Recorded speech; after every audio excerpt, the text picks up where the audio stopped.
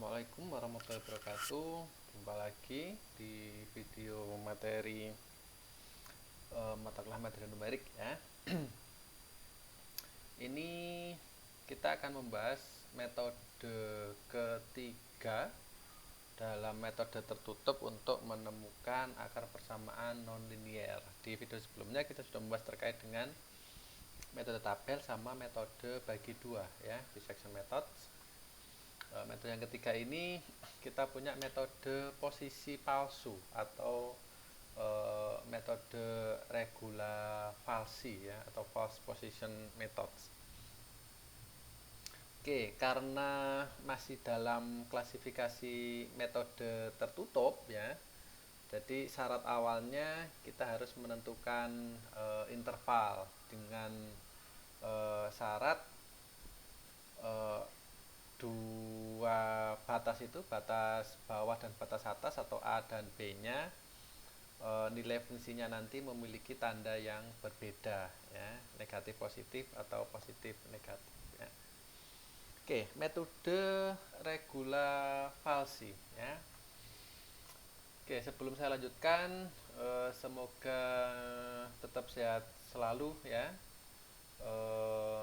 Saya tidak bosan mengingatkan untuk menjaga protokol kesehatan. Jadi kalau kemana-mana harus pakai masker, di double kalau misalkan bisa, kemudian pakai perlindung jaket, tutup kepala dan seterusnya ya. Sampai rumah bersih-bersih langsung cuci tangan untuk menghindarkan kita dari COVID ya. Semoga kita bisa bertemu di kampus dalam keadaan sehat ya, untuk melakukan perkuliahan offline.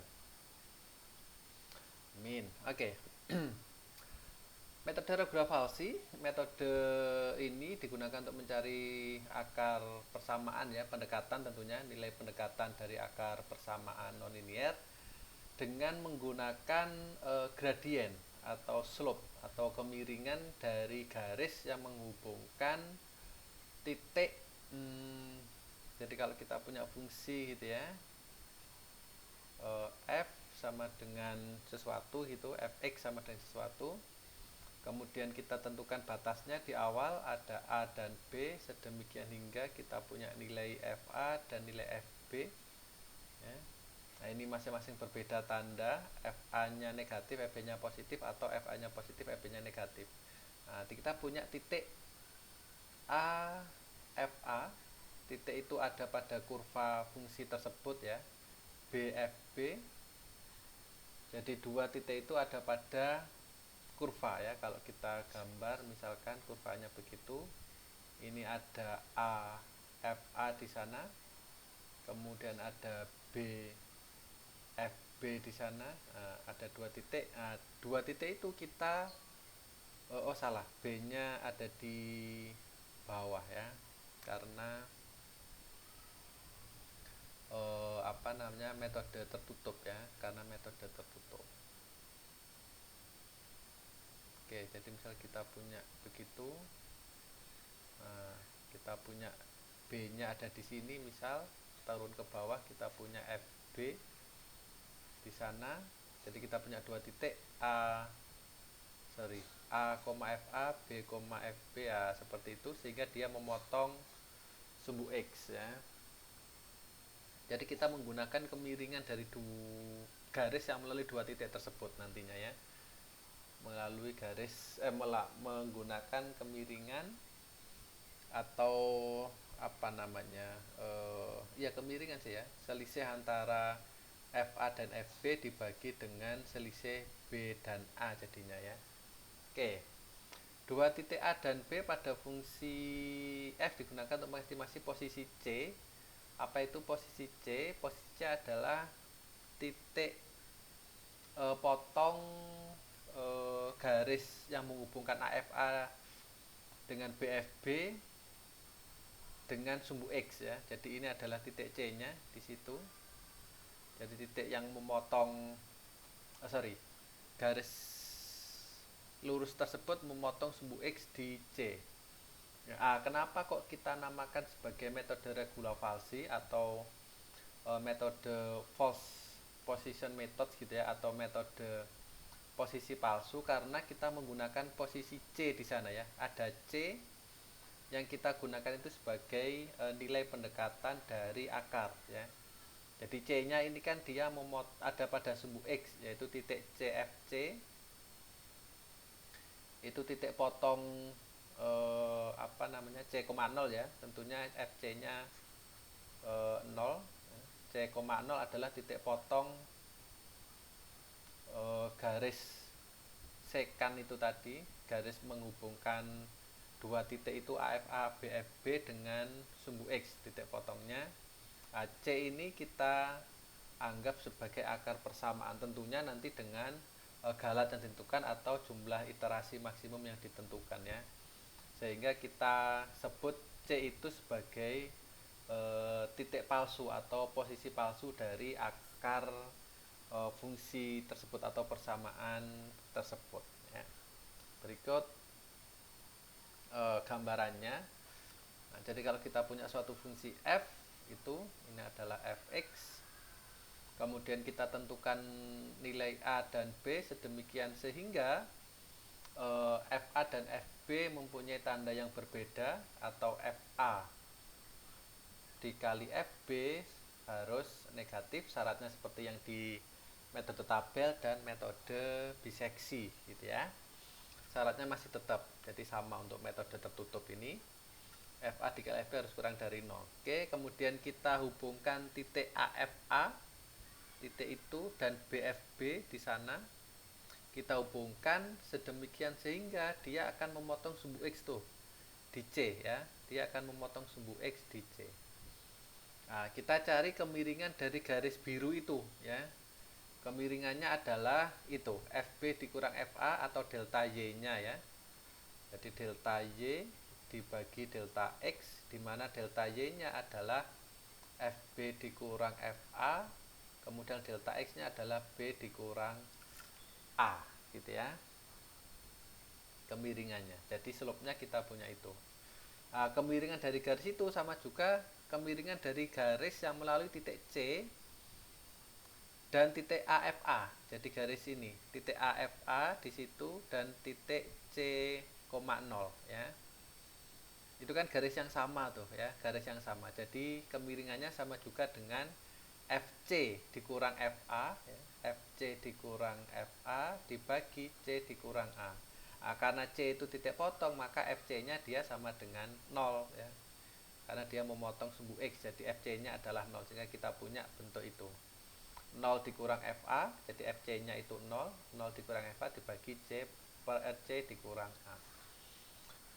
Kemudian kita modifikasi bentuk aljabarnya sehingga kita punya itu C dikurang A sama dengan negatif FA dari situ ya, negatif FA karena 0 dikurang FA adalah negatif FA dikali dengan itu B min A per FB min FA dari bentuk itu ya.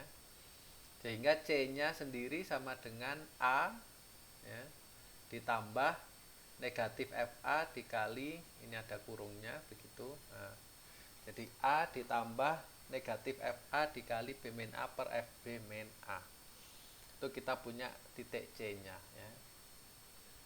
Nah, baru nanti apakah C itu sebagai akar persamaan atau sebagai solusi ya tergantung pada galat yang ditentukan ya, toleransi kesalahannya seberapa detail, seberapa akurat, atau jumlah iterasi maksimum yang ditentukan ya.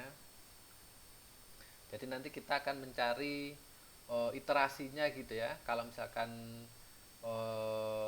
beberapa percobaan itu tidak menemukan galat yang sesuai, maka kita akan mengulang proses itu ya. Jadi kita akan menemukan C dengan berulang sedemikian sehingga errornya terpenuhi atau iterasi maksimumnya terpenuhi. Nah, bagaimana mengganti C-nya itu dengan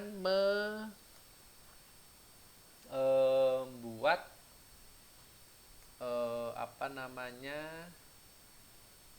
membuat interval baru gitu ya.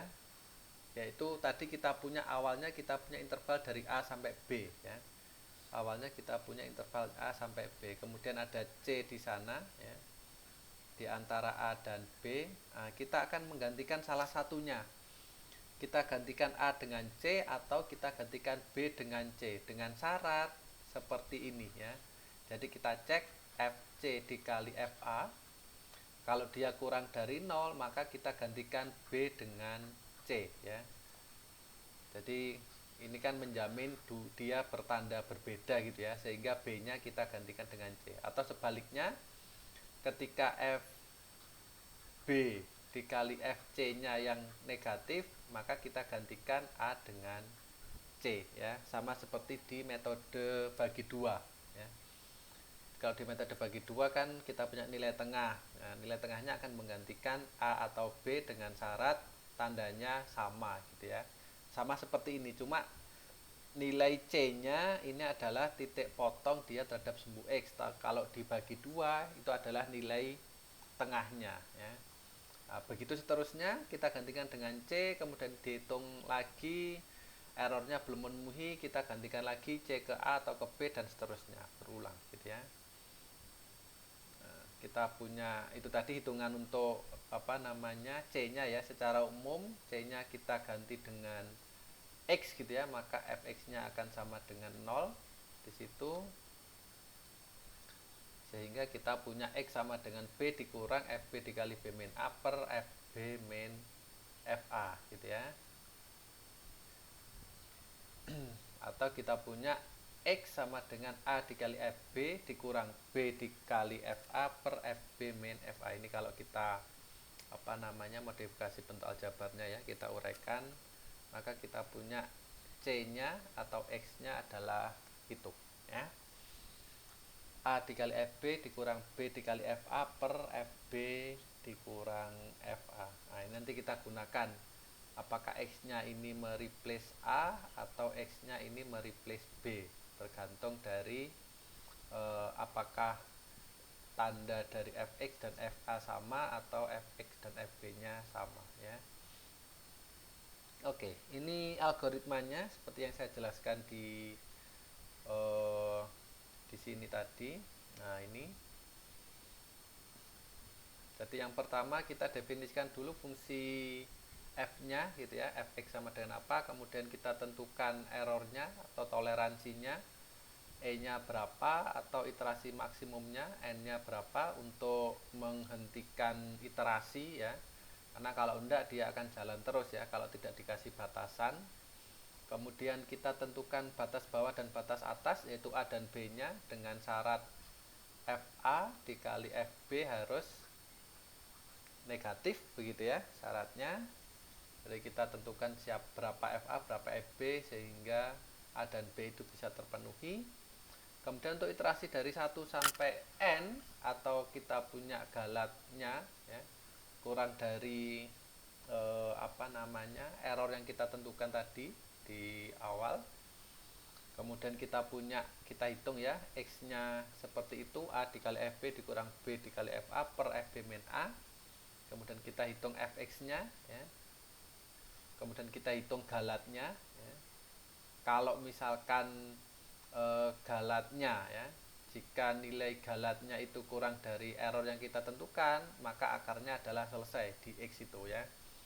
Jika tidak ya, jika misalkan mutlak dari fx-nya itu masih lebih dari E errornya yang ditentukan, maka kita cek apakah FA dikali fx-nya itu kurang dari 0 atau enggak. Jika iya, maka kita gantikan B dengan X ya. Atau sebaliknya, jika FB dikali fx-nya yang negatif, maka kita gantikan A dengan X ya. Nah, kemudian kita hitung lagi ke sini, balik lagi ke sana ya. Kita cari X yang baru, dihitung lagi, ternyata belum memenuhi, masuk ke sana lagi atas dan seterusnya sampai itu terpenuhi ya, N-nya maksimum atau galatnya sudah terpenuhi.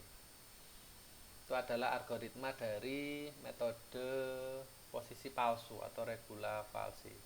Oke, contoh soal. Ada persamaan itu X dikali E pangkat negatif X ditambah 1 sama dengan 0. Ini kan bentuk yang agak susah kalau kita mau mencari solusi eksaknya ya. Kemudian ditentukan ringnya dari 0, dari negatif 1, 0 ya, salah. Dari negatif 1 sampai 0 ya. Negatif 1 sampai 0. Oke. Kita punya seperti itu. Batas bawahnya negatif 1, kemudian batas atasnya 0. Kita cari X-nya, kita dapat itu dengan menggunakan tadi formula yang ini tadi, AFB dikurang BFA dibagi FB min FA, maka kita dapatkan X-nya itu. Kemudian kita cek Fx-nya berapa, FA-nya berapa, FB-nya berapa. Ya, karena Fx ini ya, ini belum mencukupi error, di mana errornya nanti kita tentukan berapa misalkan 0,005 misal ya, kita tentukan itu, maka itu belum memenuhi ya, belum memenuhi, maka kita lanjutkan ke iterasi kedua. Nah, untuk iterasi kedua kita cek, kita cari yang bertanda sama dengan efek siapa. Efeknya di situ kita punya positif ya. Nah, yang bernilai positif adalah FB, sehingga B-nya kita gantikan dengan X. Jadi ini kita masukkan ke B ya. A-nya tetap negatif 1, kita cari dan seterusnya. Ternyata sampai di sini belum memenuhi ya, karena di situ dia masih 0,008, masih lebih dari 0,005. Dilanjutkan iterasi seterusnya sampai didapat berapa itu? Oh, kurang dari 001 ya. Jadi ininya 001. Ditentukan errornya adalah 001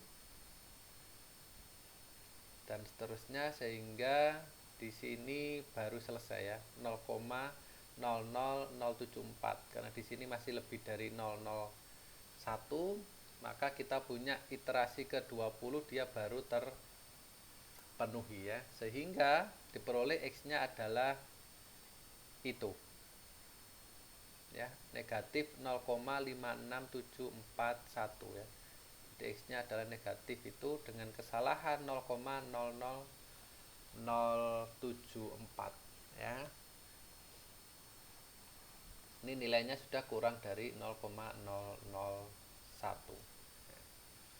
Itu metode posisi palsu ya.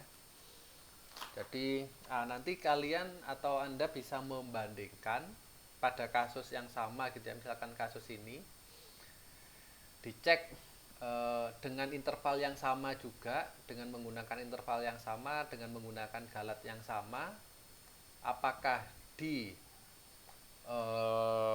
metode tabel, kemudian metode biseksi atau bagi dua, dan metode ini regula falsi, mana yang memberikan iterasi paling sedikit ya dari tiga metode tersebut, tabel, bagi dua, regula falsi, pada kasus yang sama itu.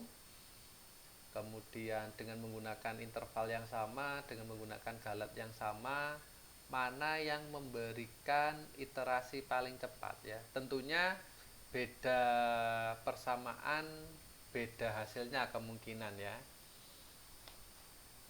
Beda interval juga akan beda hasilnya kemungkinan ya. Ketika misalkan intervalnya A sama B, ternyata akarnya itu pas ada di tengah A dan B, jadi C-nya itu merupakan akar eksaknya gitu ya, maka tentu bagi dua ini akan langsung selesai ya. Oke.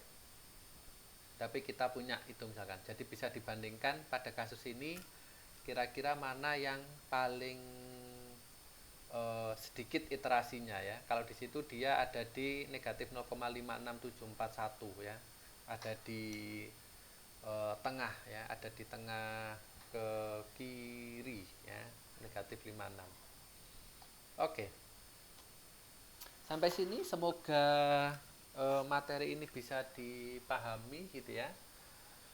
Jika ada penjelasan yang kurang jelas, bisa nanti kita diskusikan di perkuliahan ya. Atau ada penjelasan saya yang salah, mungkin nanti bisa dikonfirmasi. Semoga tetap sehat selalu. Protokol kesehatannya sekali lagi saya ingatkan untuk dijaga terus ya, jangan sampai kendor. Semoga kondisi seperti ini bisa segera berkurang. Syukur-syukur bisa hilang gitu ya, bisa sangat minim sekali sehingga kita bisa beraktivitas lagi dengan lebih leluasa, tentu dengan tetap kehati-hatian gitu ya. Bukan berarti nanti kalau sudah berkurang kita bisa seenaknya, tapi tidak, tetap jaga protokol juga sehingga kita bisa sehat dan bisa ketemu secara langsung di kampus ya. Oke, saya akhiri materi ini. Selamat belajar. Assalamualaikum warahmatullahi wabarakatuh.